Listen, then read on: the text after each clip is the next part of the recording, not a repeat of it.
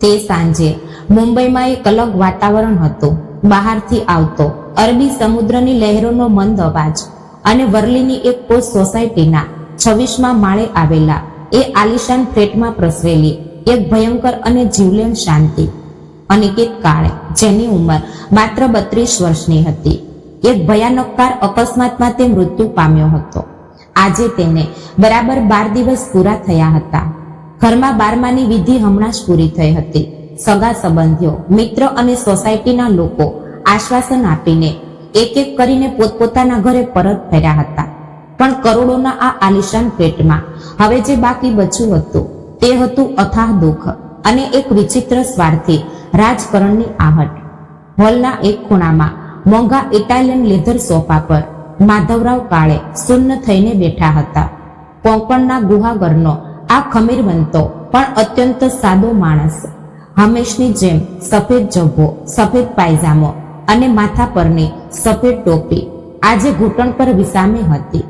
માધવરાવની ઉંમર 60ની આસપાસ હશે, પણ આજે તેઓ એકાએક 80 વર્ષના હોય તેવા લાગતા હતા. દીકરાના જવાથી તેમનો આધાર જ છીનવાઈ ગયો હતો. જે હાથોથી તેમણે ગુહાગરની લાલ માટીમાં હાફૂસના રોપા વાવીને તેમને સંતાનની જેમ ઉછેર્યા હતા, તે જ હાથોથી તેમને પોતાના એકના એક યુવાન દીકરાને અગ્નિ આપવો પડ્યો હતો. એક પિતા માટે આનાથી મોટું દુઃખ શું હોઈ શકે? તેમની આંખોમાં હવે આંસુ પણ બચા નહોતા. તે સાવ કોરી થઈ ગઈ હતી. તેમની નજર શૂન્ય હતી. અનિકેતના હસતા ફોટા સામે જોઈને તેમનું હૃદય અંદરથી ફાટી રહ્યું હતું. મારો દીકરો ગયો, મને છોડીને ગયો. આ એક જ વિચાર તેમના મનને કોરી ખાતો હતો. બીજી બાજુ હોલના બીજા છેડે શર્વરી ઊભી હતી. અનિકેતની પત્ની શર્વરી મુંબઈના એક ઉચ્ચ મધ્યમ વર્ગીય કુટુંબમાં ઉછરેલી. પોતે એક મોટી ઇન્ટિરિયર ડિઝાઇનિંગ ફર્મમાં કામ કરતી, અત્યંત મહત્વાકાંક્ષી અને દેખાડો કરનારી સ્ત્રી હતી. આજે તેણે પણ સફેદ ડ્રેસ પહેર્યો હતો, પણ તે પણ એક પ્રસિદ્ધ ડિઝાઇનર બુટીકમાંથી લાવેલો હતો. ચહેરા પર દુઃખનો ભાવ હતો. આંખો પર વારંવાર છેડો ઉડાડતી હતી, પણ તે માત્ર સોસાયટીના અને તેની ઓફિસના લોકો માટે કરેલું એક ઉત્તમ નાટક હતું. મિત્રો, વાર્તાની શરૂઆતમાં જ તમને સમજાયું હશે કે એક વૃદ્ધ પિતાનું દુઃખ અને એક પુત્રવધૂનો પૈસાનો લોભ, આ બંને વચ્ચે કેટલી ભયંકર ખાઈ છે. આગળ શર્વરી તેના સસરા સાથે શું કરે છે અને ગામડાના લાગતા માધવરાવ તેને કેવો અને કયો પાઠ ભણાવે છે. લોકોની હાજરીમાં શર્વરીએ ડુસકા લીધા, પણ લોકો ગયા પછી તેના ચહેરાના હાવભાવ સાવ બદલાઈ ગયા. તેની નજર સતત માધવરાવ પર હતી અને તે નજરમાં દુઃખ કે સહાનુભૂતિનો લેશ માત્ર અંશ નહોતો. ત્યાં હતી ફક્ત છેડ, તિરસ્કાર અને એક પ્રકારની શરમ. શર્વરીના મગજમાં ત્યારે જ અલગ ગણિત ચાલી રહ્યું હતું. અનિકેતના જવાનો આઘાત તેને ચોક્કસ લાગ્યો હતો, પણ હવે તે આઘાતની જગ્યા પૈસાના લોભે લઈ લીધી હતી. તેની નજર તે વિશાળ ઘર પર ફરી રહી હતી. સી ફેન્સિંગ 4 BHK ફ્લેટ, અનિકેતના બેંક ખાતામાં રહેલી મોટી રકમ, તેનું મ્યુચ્યુઅલ ફંડનું રોકાણ અને સૌથી મહત્વનું એટલે કે ઓફિસ તરફથી મળનારી 2 કરોડની લાઈફ ઇન્સ્યોરન્સ પોલિસી. તેના મનમાં વિચાર ચાલતો હતો, અનિકેત ગયો, જે થવાનું હતું તે થઈ ગયું. પ્રેક્ટિકલ વિચારીએ તો હવે આ બધું મારું છે. આ કરોડોની પ્રોપર્ટીની હું હવે એકમાત્ર માલકણ છું. અચાનક તેનું ધ્યાન ફરી માધવરાવ તરફ ગયું. તેઓ ત્યાં જમીન પર બેસીને પોતાની થેલીમાંથી સ્ટીલનો લોટો કાઢીને પાણી પી રહ્યા હતા. શર્વરીના કપાળ પર પરસલ્યો પડે. શું આ ગામડિયો વેડો? અહીં આટલા મોંઘા ક્રિસ્ટલ ગ્લાસ રાખ્યા છે, ફિલ્ટરનું પાણી છે, પણ એમને તો પેલો લોટો જ જોઈએ છે. તે મનમાં ને મનમાં બબડે. તેને માધવરાવની શરૂઆતથી શરમ આવતી હતી. તેમની સાદી જીવનશૈલી, કોંકણી લઢણમાં બોલવું અને તેમનું ગામડાનું હોવું તેને હંમેશા ખટકતું હતું. અનિકેત જીવતો હતો ત્યારે તેણે માધવરાવને ક્યારેય મુંબઈમાં વધારે દિવસ રહેવા દીધા નહોતા. હવે તો અનિકેત પણ ગયો. આ ડોસો અહીં કેટલા દિવસ આમ જ ધામા નાખીને બેસશે? આ વિચાર તેને અસ્વસ્થ કરવા લાગ્યો હતો. તેને હવે આ ઘર, તેની સ્વતંત્રતા અને તે પૈસા એકલી જ માણવા હતા. માધવરાવ હવે તેને એક ભારરૂપ લાગવા લાગ્યા હતા. રાતના 10 વાગ્યા હતા. ઘરના નોકરે જમવાનું પીરસ્યું. માધવરાવ શાંતિથી ડાઇનિંગ ટેબલ પર બેસવાને બદલે નીચે એક પાટલા પર બેઠા. શર્વરી થાળી લઈને ત્યાં આવી. માધવરાવે અત્યંત લાચારી ભરેલી નજરે તેની સામે જોયું. તેમનો અવાજ ધ્રુજતો હતો. શર્વરી દીકરી, જમી લે, સવારથી તે કંઈ જ ખાધું નથી. અન્ય ગયો પણ આપણે તો જીવવું પડશે. તું ચિંતા ના કરીશ, હું તારી પાછળ બેઠો છું. પિતાની મમતાથી તેમણે તેને હિંમત આપવાનો પ્રયત્ન કર્યો. શર્વરીએ અત્યંત ઠંડા કલેજે તેમની સામે જોયું. તેના અવાજમાં કોઈ ભીનાશ નહોતી. પપ્પા, તમે તમારું જમી લો. મારી પાછળ ઊભા રહેવા માટે મને કોઈની જરૂર નથી. હું સક્ષમ છું અને હા, આવતીકાલે હું ઓફિસ જોઈન કરવાની છું. ઘરમાં બેસીને રડતા રહેવાથી ઘર નથી ચાલતું. અનિકેત ગયો છે, હવે મારે પ્રેક્ટિકલ થવું જ પડશે. માધવરાવ તેના વૃક્ષો અને ઠંડા પ્રતિભાવથી સ્તબ્ધ થઈ ગયા. જેનો પતિ હમણાં જ મૃત્યુ પામ્યો હોય તે યુવતી આટલી જલ્દી પ્રેક્ટિકલ કેવી રીતે થઈ શકે? તે તેમના સાદા કોંકણી મનને સમજાતું નહોતું. તેઓ મૂંગા મોઢે જમવા લાગ્યા, પણ કોળિયો ગળે ઉતરતો નહોતો. જમીને શર્વરી પોતાના આલિશાન બેડરૂમમાં આવી. તેણે દરવાજો અંદરથી લોક કર્યો. તે અરીસા સામે ઊભી રહી. ચહેરા પરના વિખરાયેલા વાળ પાછળ કર્યા. અરીસામાં જોતી વખતે તેના ચહેરા પર એક ક્રૂર અને સ્વાર્થી સંતોષ છલકાતો હતો. તેણે આખા બેડરૂમ પર નજર નાખી. તે મોંઘું ઇન્ટિરિયર, તે વોર્ડરોબ, હવે તેને આ કોઈની સાથે વહેંચવું નહોતું. પણ આ ડોસો, શર્વરી પોતાની જાત સાથે બબડી, આ માણસને હું આ ઘરમાં વધારે સમય સહન કરી શકીશ નહીં. મારા મિત્રો, મારા ક્લાયન્ટ્સ અહીં આવશે. આ ડોસો આવો સફેદ ઝભ્ભો પહેરીને ઘરમાં ફરતો દેખાશે તો મારી શું ઇજ્જત રહેશે? ના, આ ઘર મારું છે. મારા અનિકેતે મારા માટે લીધું છે. આ ઘરમાં હવે ફક્ત મારો શબ્દ ચાલશે. તેણે આંખો બંધ કરી અને એક મક્કમ નિર્ણય લીધો. તેની યોજના પાકી હતી. કાલેની કાલે જ હું એમને ચોખ્ખું કહી દઈશ. અનિકેત ગયો, હવે તમારું અહીં કોઈ કામ નથી. તમારી થેલી ઉઠાવો અને ગુહાગર ભેગા થઈ જાઓ. અને જો તેઓ જાતે નહીં જાય તો હું પોતે એમને આ ઘરમાંથી ધક્કા મારીને બહાર કાઢીશ. અનિકેતના અકસ્માતને હવે 15 દિવસ વીતી ગયા હતા. ઘરમાં લોકોની અવરજવર હવે સંપૂર્ણપણે બંધ થઈ ગઈ હતી. શોક અને આશ્વાસનના તે ઔપચારિક દિવસો પૂરા થયા હતા અને તેની સાથે જ શર્વરીના ચહેરા પરનો જૂઠો માસ્ક પણ ઉતરી ગયો હતો. ઘરમાં હવે ફક્ત 2 જ જણા હતા. એક પોતાનો દીકરો ગુમાવનાર દુઃખી પણ સ્થિતિપ્રજ્ઞ પિતા અને બીજી પૈસા સંપત્તિના લોભમાં આંધળી બનેલી અહંકારી પુત્ર વધુ. સવારના 10 વાગ્યા હતા. વરલીના તે સી ફેન્સિંગ ફ્લેટની મોટી કાચની બારીઓમાંથી આવતો સૂર્યપ્રકાશ માધવરાવના કરચલીવાળા ચહેરા પર પડતો હતો. માધવરાવ હંમેશ મુજબ વહેલા ઉઠી સ્નાન કરીને સાદા સફેદ ઝભ્ભામાં બાલ્કનીમાં રહેલી તુલસી પાસે આંખો બંધ કરીને બેઠા હતા. હોઠમાંથી નામ સ્મરણ ચાલુ હતું, પણ મનમાં અનિકેતની યાદોનું વંટોળ ઉઠ્યું હતું. તેટલામાં શર્વરી પોતાના બેડરૂમનો દરવાજો જોરથી પચાડીને બહાર આવી. તેણે આજે સાદા કપડાં નહોતા પહેર્યા. એક મોંઘી બ્રાન્ડનો વેસ્ટર્ન ડ્રેસ, પગમાં હાઈ હીલ્સ અને ચહેરા પર પૂરો મેકઅપ, જાણે તે કોઈ બિઝનેસ મીટિંગ કે પાર્ટીમાં જઈ રહી હોય. હાઈ હીલ્સના ટકટક અવાજથી તેણે આખા હોલમાં ધાક જમાવી દીધી. તેના હાથમાં બ્લેક કોફીનો મગ હતો. તુલસી પાસે બેઠેલા માધવરાવ સામે તેણે અત્યંત તિરસ્કારથી જોયું. તુલસી પાસે બેઠેલા માધવરાવ સામે તેણે અત્યંત તિરસ્કારથી જોયું. નાકમાંથી એક તિરસ્કારભર્યો નિસાસો નાખીને તે તેમની પાસે ગઈ. પપ્પા જુઓ, મારે હવે તમારી સાથે કંઈક સ્પષ્ટ વાત કરવી છે. શર્વરીનો અવાજ અતિશય ઠંડો અને અધિકારપૂર્ણ હતો. તે અવાજમાં સાધારણ માનવતા પણ બચી નહોતી. માધવરાવે ધીમેથી આંખો ખોલી. નામ સ્મરણ અટક્યું. તેણે પોતાની પુત્રવધુ સામે અત્યંત શાંતિથી જોયું. શર્વરી કોફીનો ઘૂંટડો લેતા આગળ બોલી, જે થવાનું હતું તે થઈ ગયું. અનિકેત ગયો અને તે હવે પાછો આવવાનું નથી. હું પ્રેક્ટિકલ વિચારનારી છોકરી છું. મને મારી કારકિર્દી છે, મારું પોતાનું એક જીવન છે. તમે અહીં ક્યાં સુધી આમ માળા ફેરવતા બેસી રહેશો? અને સ્પષ્ટ કહું તો હવે આ ઘરમાં તમારો કોઈ હક નથી. માધવરાવ હજી પણ શાંત હતા. તેમના ચહેરાની એક પણ લકીર હલી નહીં. પણ શર્વરીને લાગ્યું કે ડોસાને તેની વાત સમજાઈ નથી. તેણે અવાજ વધુ ઊંચો કર્યો, અરે સાંભળો છો ને તમે હું શું કહું છું? અનિકેત ગયો હવે આ ઘરમાં તમારું કોઈ કામ નથી.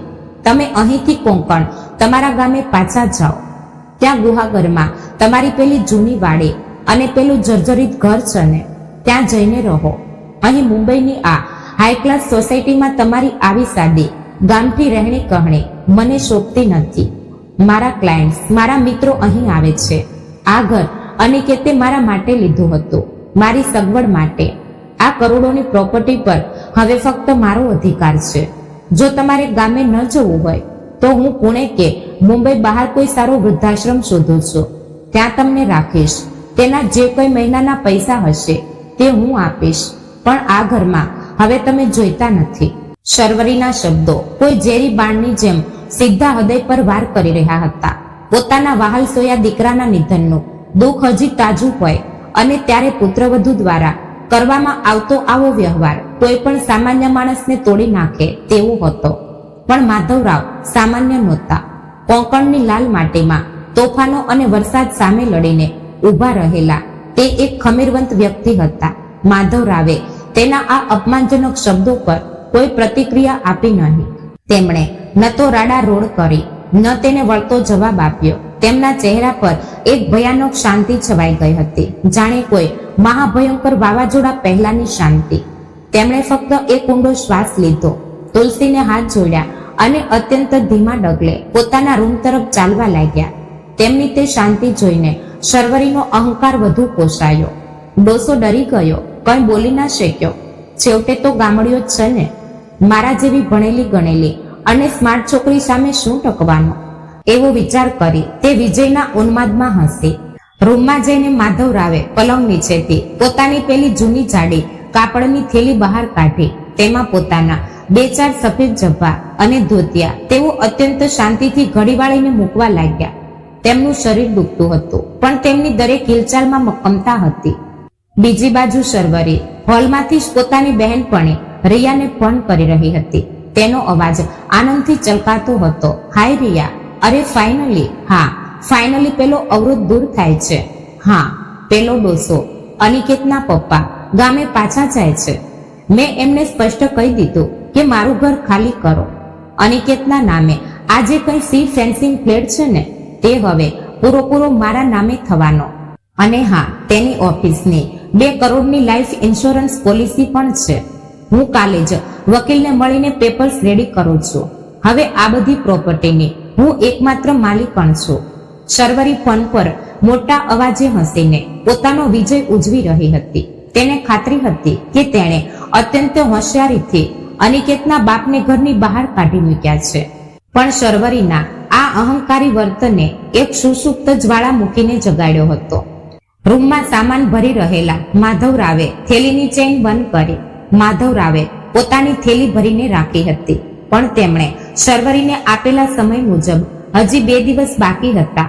અનિકેતને ગયાને હજી માંડ 15-16 દિવસ થયા હતા. ઘરના એક ખૂણામાં હજી પણ તેની યાદો તાજી હતી, પણ શર્વરીને આ દુઃખ કે ઘરના વાતાવરણની કોઈ પડી નહોતી. તેના મગજમાં ફક્ત એક જ વાત ગૂંજતી હતી, પોતાનું નવું સ્ટેટસ અને આ કરોડોનું ઘર. શનિવારની સાંજ હતી. માધવરાવ પોતાના રૂમમાં આંખો બંધ કરીને પડ્યા હતા. અચાનક ઘરમાં લોકોની દોડધામ શરૂ થઈ. બહારથી મોંઘી હોટલમાંથી જમવાનું મંગાવવામાં આવી રહ્યું હતું. વિદેશી દારૂની બોટલીઓ, સ્નેક્સ અને ચમકતી કોકરી ડાઇનિંગ ટેબલ પર સજાવવામાં આવી રહી હતી. શર્વરીએ આજે તેની ઓફિસના બોસ મિસ્ટર મહેરાને અને ઇન્ટિરિયર ડિઝાઇનિંગ ક્ષેત્રના તેના કેટલાક હાઈ પ્રોફાઇલ સાથીદારો અને બહેનપણીઓને ઘરે પાર્ટી માટે બોલાવ્યા હતા. ઉદ્દેશ્ય એકદમ સ્પષ્ટ હતો. અનિકેત ગયો, પણ તેના પશ્ચાતાપ કે દુઃખમાં ડૂબવાને બદલે હું કેટલી સ્ટ્રોંગ છું અને આ 2.5 કરોડનું સી ફેન્સિંગ ઘર હવે પૂરેપૂરું મારી માલકીનું થઈ ગયું છે, તે આ ઉચ્ચ વર્ગના લોકોને બતાવવા માંગતી હતી. રાત્રે 8 વાગ્યે મહેમાનો આવવાનું શરૂ થયું. હોલમાં ડીમ લાઇટ્સ, કાન ફાડી નાખે તેવું અંગ્રેજી સંગીત, સિગારેટનો ધુમાડો અને વાઇનના ગ્લાસના એકબીજા સાથે અથડવાનો ચીયર્સનો અવાજ. આ બધું માધવરાવના કાને પડી રહ્યું હતું. એક પિતાએ પોતાનો યુવાન પુત્ર ગુમાવ્યો હોય અને તેના જ ઘરમાં 15 દિવસમાં દારૂની પાર્ટીઓ થઈ રહી હોય. આ સાંભળીને માધવરાવના કાળજાના કટકા થઈ રહ્યા હતા. પણ તેઓ એક સ્થિતપ્રજ્ઞ યોગીની જેમ પોતાના રૂમમાં શાંત બેઠા હતા. શર્વરી એક અત્યંત બોલ્ડ અને મોંઘા ડ્રેસમાં ફરી રહી હતી. હાથમાં વાઇનનો ગ્લાસ લઈને તે બોસને ઘરની બાલ્કનીમાંથી દેખાતો સમુદ્રનો નજારો બતાવી રહી હતી. આ ઘર એટલે મારું ડ્રીમ હતું સર. અનિકેતે આ ફક્ત મારા માટે જ લીધું હતું. હવે તે નથી, પણ તેની આ છેલ્લી યાદ તરીકે હું આ ઘર ક્યારેય નહીં છોડું. ઇનફેક્ટ હું આખું ઇન્ટિરિયર મારી રીતે બદલી નાખવાની છું, તે અત્યંત અભિમાનથી કહી રહી હતી. રાતના 11 વાગ્યા હતા. માધવરાવને તરસ લાગી. તેમના રૂમના લોટામાં પાણી પૂરું થઈ ગયું હતું. ગળું સુકાયું હોવાથી ના છૂટકે તેવું પાણી લેવા માટે ધીમેથી રૂમનો દરવાજો ખોલીને હોલમાંથી કિચન તરફ જવા નીકળ્યા. તેમનો તે સાદો સફેદ જભ્ભો, કરચલીવાળો પણ તેજસ્વી ચહેરો અને પગમાં જૂની ચપ્પલ, તે ચમકતી મોડર્ન અને પૈસાના ગર્વવાળી પાર્ટીમાં તેઓ સાવ અલગ દેખાઈ રહ્યા હતા. શર્વરીની બહેનપણી રિયાની નજર અચાનક માધવરાવ પર ગઈ. તેણે શર્વરીને કોણી મારીને પૂછ્યું, હે Sharvari, who is that old man? પાર્ટીમાં રહેલા તમામ લોકોની નજર અચાનક માધવરાવ પર ઠરી. કેટલાકે તેમના સાદા કપડાં જોઈને મોઢું મચકોડ્યું. શર્વરીએ ફરીને જોયું અને તેના ચહેરાનો રંગ જ ઉડી ગયો. તેણે પોતાના સસરાની ભયંકર શરમ આવી. તેનો બોસ મિસ્ટર મહેરા અને બાકીના લોકો પ્રશ્નાર્થ નજરે તેની સામે જોઈ રહ્યા હતા. શર્વરીએ વાઇનનો ગ્લાસ જોરથી ટેબલ પર પછાડ્યો અને તે ગુસ્સામાં લાલચોળ થઈને માધવરાવ તરફ ગઈ. બધાની સામે તેનો અવાજ ગુંજો, શું ચાલે છે આ બધું? તમને સમજ નથી પડતી? બહાર મારા ગેસ્ટ આવ્યા છે, શું કામ વચ્ચે વચ્ચે આવો છો? બોસે ત્યાં આવીને પૂછ્યું. શર્વરી આટલી કેમ ગુસ્સે થાય છે? કોણ છે આ? શર્વરીએ બોસ સામે જોઈને એક અત્યંત તુચ્છ અને જૂઠું સ્મિત કર્યું અને કહ્યું, અરે કોઈ નથી સર, અનિકેતના ગામના છે, એક દૂરના સંબંધી. અહીં ઘરમાં નોકરની જેમ પડ્યા હોય છે. ગામડિયા છે ને, અકલ નથી કે ક્યાં કેવી રીતે વર્તવું. એક પ્રકારનો ભંગાર છે ઘરમાં. 2 દિવસમાં જાય છે એમના ગામે. You chill, don't pay attention to him. તે આટલેથી જ ના અટકી. તે માધવરાવની સાવ નજીક ગઈ અને દાંત કચકચાવીને ધીમા પણ રાક્ષસી અવાજમાં તેમની પર ગરજી, પાણી જોઈએ છે ને? અંદર જઈને બેસો, નોકર આપી જશે. મારો તમાશો ના કરો અહીં મારા બોસ સામે. મેં તમને કહ્યું હતું ને તમારા ગામે નીકળી જવાનું. અત્યારે ને અત્યારે જાઓ. બધાની સામે થયેલું આ ભયંકર અપમાન. એક પિતાને તેના જ પુત્રના ઘરમાં નોકર અને ભંગાર કહેવામાં આવ્યું. હાજર રહેલા લોકોમાંથી કેટલાકે હસીને એકબીજાની સામે જોયું અને તેઓ ફરી પોતાની વાતોમાં મશગુલ થઈ ગયા. માધવરાવની આંખોમાંથી એક પણ આંસુ ના પડ્યું. તેમનો ચહેરો ગુસ્સાથી લાલ પણ ના થયો, બલકે તે બરફ જેવો ઠંડો થઈ ગયો. તેમણે શર્વરી સામે એક વેધક નજર નાખી. તે નજરમાં ચીડ નહોતી, પણ એક ભયાનક નિર્ણય હતો. એક એવો નિર્ણય જે શર્વરીના અહંકારને ક્ષણવારમાં માટીમાં ભેળવી દેવાનો હતો. માધવરાવે એક લાંબો શ્વાસ લીધો. કંઈ પણ બોલ્યા વગર તેઓ કિચનમાંથી પાછા વળ્યા અને પોતાના રૂમમાં જતા રહ્યા. બીજા દિવસે રવિવારની સવાર પડી. રાત્રે મોડે સુધી ચાલેલી પાર્ટી અને દારૂના હેંગ ઓવરને કારણે શર્વરી બપોર સુધી પોતાના આલિશાન બેડ પર સૂતી જ રહી. પણ માધવરાવ તો વહેલી સવારે ઉઠી ગયા હતા. તેમણે પોતાની પેલી જૂની કપડાની થેલી ખંભે ભરાવી. દિવાલ પર રહેલા અનિકેતના ફોટા પર તેમણે છેલ્લી વાર હાથ ફેરવ્યો. અન્યા, હવે મારે જે કરવું પડશે તેના માટે મને માફ કરજે દીકરા, પણ આ અભિમાની છોકરીને તેની જગ્યા બતાવી હવે જરૂરી છે. તેઓ બબડ્યા અને તેમણે ઘરનો દરવાજો બહારથી ધીમેથી ખેંચી લીધો. તેઓ શાંતિથી ઘરની બહાર નીકળી ગયા. બપોરે 12 વાગ્યાની આસપાસ શર્વરી ઉઠી. આંખો છોડતી તે હોલમાં આવી. માધવરાવનો રૂમ ખાલી અને દરવાજો ખુલ્લો જોઈને તેણે અંદર ડોક્યું કર્યું. રૂમમાં તેમનો કોઈ સામાન નહોતો. તેણે હાશકારો અનુભવ્યો. ગયો એકવારનો ડોસો. ડરી ગયો કાલે રાતના અપમાનથી. કટકટ કાયમ માટે ગઈ. તે આનંદથી બૂમ પાડી ઉઠી. તેણે તરત જ મોબાઈલ કાઢ્યો અને ઇન્સ્યોરન્સ એજન્ટને મેસેજ કર્યો, મારા પતિને પોલિસીના પેપર્સ રેડી રાખજો, હું કાલે જ ક્લેમ કરવા આવું છું. તેને લાગ્યું કે તે કાયમ માટે જીતી ગઈ છે, પણ શર્વરીને ક્યાં ખબર હતી કે માધવરાવ ગુહાગરની બસ કે ટ્રેનમાં બેઠા જ નહોતા. તેમની ટેક્સી મુંબઈના ફોર્ટ વિસ્તારની એક જૂની પણ અત્યંત પ્રતિષ્ઠિત ઇમારત સામે ઊભી રહી હતી. માધવરાવ ટેક્સીમાંથી ઉતર્યા અને એક મોટી કાનૂની ફર્મના બોર્ડ સામે જોતા સીડીઓ ચડવા લાગ્યા. બોર્ડ પર નામ હતું દેસાઈ એન્ડ એસોસિએટ્સ. માધવરાવના જૂના મિત્ર અને મુંબઈના એક નામાંકિત વરિષ્ઠ વકીલ એડવોકેટ દેસાઈની આ ઓફિસ હતી. કેબિનનો દરવાજો ખોલીને માધવરાવ અંદર ગયા. સામે મોટી ખુરશી પર બેઠેલા એડવોકેટ દેસાઈએ ચશ્મા નીચે કરીને જોયું અને તેઓ આશ્ચર્યચકિત થઈને ઊભા થઈ ગયા. અરે માધવ, તું? અને અચાનક આમ કેમ? દેસાઈએ આગળ આવીને માધવરાવને ગળે લગાડ્યા, પણ માધવરાવના ચહેરા પરની તે અસ્વસ્થ અને કઠોર શાંતિ જોઈને દેસાઈના ચહેરા પરનું હાસ્ય ગાયબ થઈ ગયું. માધવરાવ સામેની ખુરશીમાં બેઠા. તેમણે પોતાની જૂની થેલી ટેબલ પર મૂકી અને ઊંડો શ્વાસ લેતા બોલ્યા, દેસાઈ, સમય આવી ગયો છે મિત્ર. હવે તેને સત્ય કહેવાનો અને તોડવાનો સમય આવી ગયો છે. માધવરાવના આ શબ્દો તે શાંત અને ગંભીર કેબિનમાં ગુંજા. તેમના અવાજમાં કોઈ ધ્રુજારી કે આંસુ નહોતા. ત્યાં હતો ફક્ત એક અત્યંત ઠંડો અને અટલ નિશ્ચય. એડવોકેટ દેસાઈએ પોતાના આંખ પરના ચશ્મા કાઢ્યા અને તેઓ માધવરાવ સામે જોતા જ રહ્યા.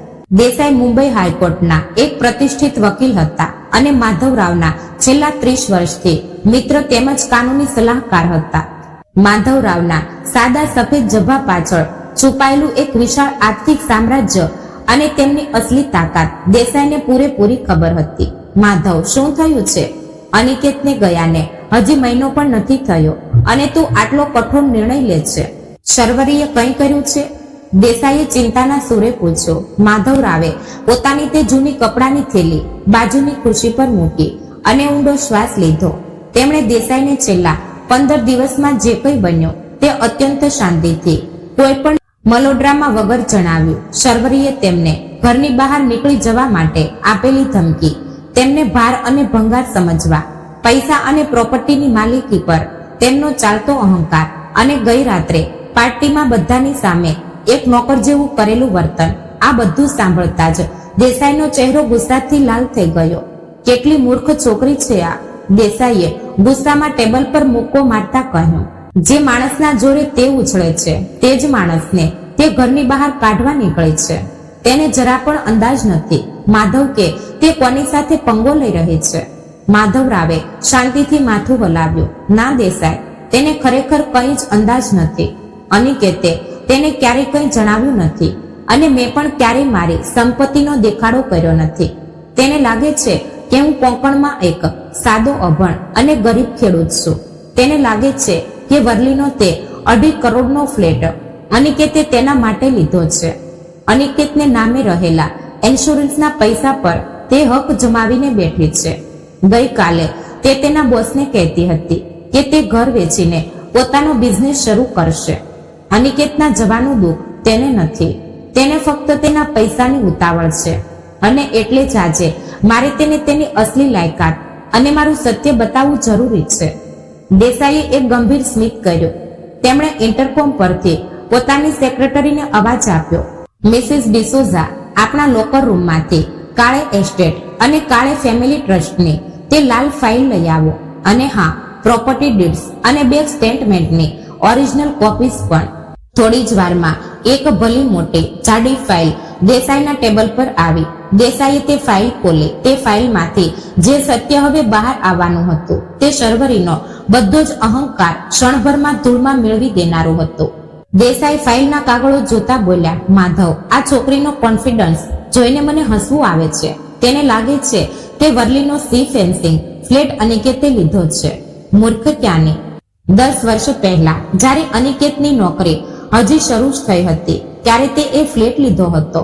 ગુહાગરના હાફૂસ આંબા અને કાજુની નિકાસમાંથી આવેલા પૈસામાંથી પૂરેપૂરા 2.5 કરોડ રૂપિયા રોકડા આપીને તે એ ફ્લેટ ખરીદ્યો હતો. અનિકેતને સમુદ્રનો નજારો ગમતો હતો એટલે તે એમને ત્યાં રહેવા દીધા હતા. પણ આ સેલ ડીડ પર સ્પષ્ટ અક્ષરે માલિક તરીકે માધવરાવ વિષ્ણુ કાળે આ જ નામ છે. કાયદેસર રીતે તે આ ઘરની એક ઈંટની પણ માલિક નથી. માધવરાવ શાંતિથી સાંભળી રહ્યા હતા. તેમના ચહેરા પર સાદગીનો એ જ ભાવ હતો, પણ આજે તે સાદગીમાં એક પ્રબળ સત્યની ધાર હતી. દેસાઈએ આગળના કાગળો કાઢ્યા. હવે રહ્યો પ્રશ્ન સંપત્તિ અને પૈસાનો. તેને લાગે છે અનિકેતનો પગાર બહુ મોટો હતો, પણ સત્ય એ છે કે અનિકેત અને શર્વરી જે હાઈફાઈ લાઈફસ્ટાઈલ જીવતા હતા તે અનિકેતના પગાર પર નહીં, પણ કાળે ફેમિલી ટ્રસ્ટમાંથી દર મહિને અનિકેતના ખાતામાં જમા થતા લાખો રૂપિયાના ડિવિડન્ડ પર ચાલતી હતી. ગુહાગરની 500 એકર બાગાયતી જમીન, રત્નાગીરીમાં કોમર્શિયલ કોમ્પ્લેક્સ અને મુંબઈમાં 2 કોમર્શિયલ પ્રોપર્ટીઝ, આ બધાની માલિકી કાળે ફેમિલી ટ્રસ્ટ પાસે છે. દેસાઈએ માધવરાવ સામે જોયું અને અત્યંત ગર્વથી બોલ્યા, માધવ, તું બહારથી સાદો જ રહ્યો. તારો સફેદ જબ્બો અને કાપડની થેલી તે ક્યારેય છોડી નહીં, પણ આ ટ્રસ્ટમાં આજે 15 કરોડથી પણ વધારે લિક્વિડ ફંડ અને એફડી છે. અનિકેત આ ટ્રસ્ટનો ફક્ત એક લાભાર્થી હતો, પણ આ આખા ટ્રસ્ટના મુખ્ય ટ્રસ્ટી અને સર્વાધિકાર ફક્ત અને ફક્ત તું છે. તારી સહી વગર આ ટ્રસ્ટમાંથી 1 રૂપિયો પણ આગો પાછો થઈ શકે તેમ નથી. માધવરાવે ટેબલ પર રાખેલા અનિકેતના બેંક સ્ટેટમેન્ટ સામે જોયું અને તેનો ઇન્સ્યોરન્સ. શર્વરી સવારથી જ ઇન્સ્યોરન્સ એજન્ટને ફોન કરી રહી હતી. માધવરાવે પૂછ્યું. દેસાઈએ એક કાગળ માધવરાવ તરફ સરકાવ્યો. આ જો ઇન્સ્યોરન્સ પેપર. અનિકેત હોશિયાર હતો અને તેણે તારી પાસેથી આર્થિક શિસ્ત સારી રીતે શીખી લીધી હતી. તેની ઓફિસ તરફથી તેને 2 કરોડ રૂપિયાની ટર્મ લાઈફ ઇન્સ્યોરન્સ પોલિસી મળી હતી, પણ અનિકેતે તે પોલિસીમાં વારસદાર તરીકે શર્વરીનું નામ લખ્યું જ નહોતું. તેને સ્પષ્ટપણે કાળે ફેમિલી ટ્રસ્ટને નોમિની બનાવ્યો હતો, કારણ કે તેને ખબર હતી કે શર્વરી પૈસાની બાબતમાં અત્યંત ઉડાવ અને બિનજવાબદાર સ્વભાવની છે. કાયદેસર રીતે ઇન્સ્યોરન્સ કંપનીને તે 2 કરોડ રૂપિયા સીધા ટ્રસ્ટના ખાતામાં જમા કરશે. શર્વરીને તેમાંથી 1 ફૂટી કોડી પણ મળવાની નથી. તમામ કાયદેસર અને મજબૂત સત્ય હવે ટેબલ પર ખુલ્લું પડ્યું હતું. માધવરાવની તાકાત તેમના દેખાવામાં નહીં, પણ તેમની દૂરદ્રષ્ટિમાં અને તેમણે ઊભા કરેલા આ મજબૂત આર્થિક સામ્રાજ્યમાં હતી. શર્વરીએ જે સંપત્તિ અને પૈસાનો ગર્વ કરી રહી હતી, તે સંપત્તિ વાસ્તવમાં તેના નામે ક્યારેય હતી જ નહીં. તે ફક્ત એક એવા મહેલમાં રહેતી હતી જેનો પાયો બીજાના એટલે કે માધવરાવના પરસેવા પર ઊભો હતો. બધા પેપર્સ તૈયાર કરો દેસાઈ. માધવરાવ ખુરશીમાંથી ઊભા થતા મક્કમ અવાજે બોલ્યા. મેં તેને માફ કરી દીધી હોત. પૈસા અને પ્રોપર્ટી મારા માટે મારા દીકરાથી મોટા ક્યારેય નહોતા, પણ તેણે પૈસા માટે એક પિતાનું અપમાન કર્યું છે. તેણે મારી સાદગીની મજાક ઉડાવી છે. મારા ગામડાના હોવાને તેણે ઉતારી પાડ્યું છે. તેને પૈસાનો અહંકાર થયો છે ને, તો હવે તેને એ જ પૈસાની અસલી જગ્યા બતાવવી પડશે. દેસાઈએ તાત્કાલિક ઘરના મૂળ દસ્તાવેજો, ટ્રસ્ટ ડીડ, ઇન્સ્યોરન્સ પેપર અને સૌથી મહત્વનું એટલે કે શર્વરીને તે ફ્લેટ 24 કલાકમાં ખાલી કરવાની કાનૂની નોટિસ તૈયાર કરી. દેસાઈએ પોતાની મોંઘી લેધર બ્રીફકેસમાં તે બધા કાગળો અત્યંત વ્યવસ્થિત રીતે ગોઠવ્યા. તેમણે પોતાનો કાળો કોટ પહેર્યો. ક્યાં છે તે અત્યારે? દેસાઈએ બ્રીફકેસ હાથમાં લેતા પૂછ્યું. તેની ઓફિસમાં. તેના બોસને તે પ્રોપર્ટી વેચવાના સપના બતાવતી હશે અત્યારે. માધવરાવ શાંતિથી બોલ્યા. ચાલો ત્યારે. આજે એ ઓફિસમાં એક મોટો વિસ્ફોટ થવાનો છે, દેસાઈએ કહ્યું. માધવરાવ પોતાની એ જ જૂની સાદી કપડાની થેલી ખંભે ભરાવી અને એડવોકેટ દેસાઈ પોતાના હાથમાં સત્યની તાકાત ધરાવતી લેધર બ્રીફકેસ લઈને કેબિનની બહાર નીકળ્યા. બહાર ટેક્સી તૈયાર હતી. ટેક્સી સીધી શર્વરીની ઓફિસની દિશામાં રવાના થઈ. તોફાન પહેલાની શાંતિ હવે પૂરી થઈ હતી. હવે ફક્ત વિદ્રોહનો સૂર હતો. શર્વરીના અહંકારનો વિધ્વંસ દક્ષિણ મુંબઈના એક ધમધમતા અને પોશ કોમર્શિયલ કોમ્પ્લેક્સના 24મા માળે મહેરા ઇન્ટિરિયર્સની અગત્ય આલિશાન અને એસી ઓફિસ હતી. કાચના દરવાજા, ચમકતી ફ્લોરિંગ અને મોંઘા ફર્નિચરથી સજાવેલી આ ઓફિસમાં આજે શર્વરીનો રૂવાબ કંઈક અલગ જ હતો. તેની ચાલમાં એક પ્રકારનો ઉન્માદ હતો અને બોલવામાં પૈસાનો સ્પષ્ટ ગર્વ વર્તાતો હતો. કાલ રાત્રે આપણે પેલા ગામડિયા સસરાને કાયમ માટે ઘરની બહાર કાઢી મૂક્યા. તે કલ્પનાથી જ તે પોતાની જાતને કોઈ યુદ્ધ જીતેલી રાણી સમજી રહી હતી. સવારના 11 વાગ્યા હતા. શર્વરી તેની કેબિનની બહાર એક હાથમાં મોંઘી કોફીનો મગ લઈને તેના સાથીદારો રિયા, નેહા અને કંપનીના માલિક મિસ્ટર મહેરા સાથે ગપ્પા મારી રહી હતી. બધાનું ધ્યાન તેના તરફ જ હતું, કારણ કે તે અત્યંત ગર્વથી તેની ભવિષ્યની યોજનાઓ જણાવી રહી હતી. સર, તે વર્લીનો સી ફેન્સિંગ ફ્લેટ હવે હું જલ્દી જ વેચવા કાઢવાની છું. શર્વરી કોફીનો ઘૂંટડો લેતા પૂરા આત્મવિશ્વાસથી બોલી, 2.5 થી 3 કરોડ રૂપિયા આરામથી ઉપજશે. અનિકેતે તે મારા માટે જ લીધો હતો. અને સાચું કહું સર, એ પૈસાથી હું મારી પોતાની એક ઇન્ડિપેન્ડન્ટ ઇન્ટિરિયર ડિઝાઇનર ફર્મ શરૂ કરવાની છું. I think it's time to earn and think practically. શર્વરીની બહેનપણીઓ તેના વખાણ કરી રહી હતી. વાહ Sharvari, that's a great idea. અને પેલા ડોસાનું શું થયું? ગઈકાલે પાર્ટીમાં આવ્યા હતા તે? રિયાએ કુતૂહલવશ પૂછ્યું. શર્વરીએ એક તુચ્છકાર ભર્યું સ્મિત આપ્યું અને કહ્યું, અરે, તે તો ગઈકાલે જ ગભરાઈને જતો રહ્યો. મેં તેને સ્પષ્ટ નોટિસ આપી દીધી હતી, કાં તો ગામડે જાઓ અથવા વૃદ્ધાશ્રમમાં. ગામડીઓ ક્યાંનો? મારા જેવી સ્માર્ટ છોકરી સામે શું ટકવાનો? ગયો હશે પોતાની પેલી કપડાની થેલી લઈને કોંકણના પેલા પડતર ઘરમાં. આ બોલતી વખતે શર્વરીના ચહેરા પરનો અહંકાર જાણે ચલકાઈ રહ્યો હતો. થોડી વાર પછી તે પોતાની કેબિનમાં ગઈ, મોબાઈલ કાઢ્યો અને ઇન્સ્યોરન્સ કંપનીના એજન્ટને ફોન લગાવ્યો. અનિકેતના 2 કરોડના લાઈફ ઇન્સ્યોરન્સના પૈસા તેને વહેલી તકે પોતાના ખાતામાં જોઈતા હતા. હેલો, હું શર્વરી કાળે બોલું છું. અનિકેત કાળેની પત્ની. પેલા 2 કરોડના ડેથ ક્લેમનું શું થયું? ફોર્માલિટી પૂરી થઈ ગઈ હોય તો પૈસા ક્યારે ટ્રાન્સફર થશે મારા અકાઉન્ટમાં? તેણે અત્યંત અધિકારભર્યા સ્વરે પૂછ્યું. સામે છેડેથી એજન્ટનો થોડો લથડતો અને સંકોચાયેલો અવાજ આવ્યો. મેડમ સોરી, પણ અમે આ પૈસા તમારા એકાઉન્ટમાં ટ્રાન્સફર કરી શકીએ તેમ નથી. ગઈકાલથી હું તમને આજ કહેવાનો પ્રયત્ન કરું છું. એક ક્લેમ રિજેક્ટ થયો છે. Vote nonsense? શર્વરી એકદમ ખુરશી પરથી ઊભી થઈ ગઈ. તેનો અવાજ ઊંચો થયો. રિજેક્ટ કેવી રીતે થાય? હું તેની કાયદેસરની પત્ની છું. નોમિની મારા સિવાય કોણ હોઈ શકે? તમે મેનેજરને ફોન આપો, હું જોઈ લઉં છું તમારી પાસે. મેડમ શાંત થાવ, તમે નોમિની નથી. સિસ્ટમમાં બીજા કોઈનું જ નામ અને ટ્રસ્ટની વિગતો છે. અમે એ પૈસા ફક્ત કાયદેસરના નોમિને જ આપી શકીએ. એજન્ટ ચોખ્ખું કહી દીધું. શર્વરીએ ગુસ્સામાં ફોન કાપી નાખ્યો અને ટેબલ પર હાથ પછાડ્યો. ઇડિયટ્સ, કંઈ ટેકનિકલ એરર હશે. અનિકેત મારા સિવાય બીજા કોનું નામ લખવાનું? હું પોતે જઈને મેનેજરને ખખડાવીશ આવતીકાલે. તે મનોમન બબડે. તેનો ઓવર કોન્ફિડન્સ એટલો હતો કે તેને લાગતું હતું કે આ ફક્ત બેંક કે ઇન્સ્યોરન્સ કંપનીની ભૂલ હશે. પોતાનો હક કોઈ છીનવી શકે નહીં. એ ભ્રમમાં તે મક્કમ હતી. તે ગુસ્સામાં ફણફણતી કેબિનની બહાર આવી. મિસ્ટર મહેરા અને બાકીનો સ્ટાફ ત્યાં જ હતો. તે તેને કંઈ જ કહેવા જતી હતી. એટલામાં ઓફિસના કાચના મુખ્ય દરવાજા ખુલ્યા. રિસેપ્શનિસ્ટે તેમને રોકવાનો પ્રયત્ન કર્યો, પણ તે બંનેએ તેમની અવગણના કરીને અંદર પગ મૂક્યો. શર્વરીની નજર મુખ્ય દરવાજા તરફ ગઈ અને તેના પગ નીચેથી જમીન સરકી ગઈ.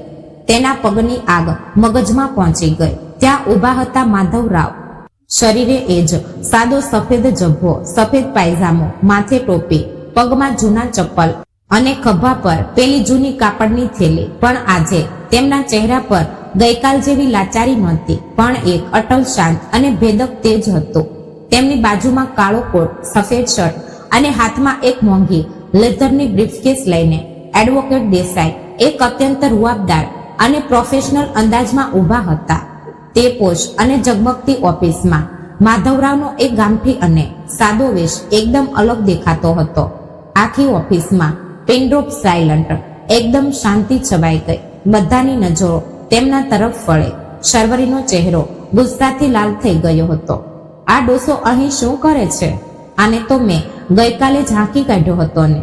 તે મનોમન બળી રહી હતી. તે ગુસ્સામાં દાંત કચકચાવતી ઝડપથી તેમના તરફ ગઈ. એક્સક્યુઝ મી, તમે અહીં કેવી રીતે આવ્યા? શર્વરીનો અવાજ આખી ઓફિસમાં ગુંજ્યો. અને હિંમત કેવી રીતે થઈ તમારી મારી ઓફિસમાં પગ મૂકવાની?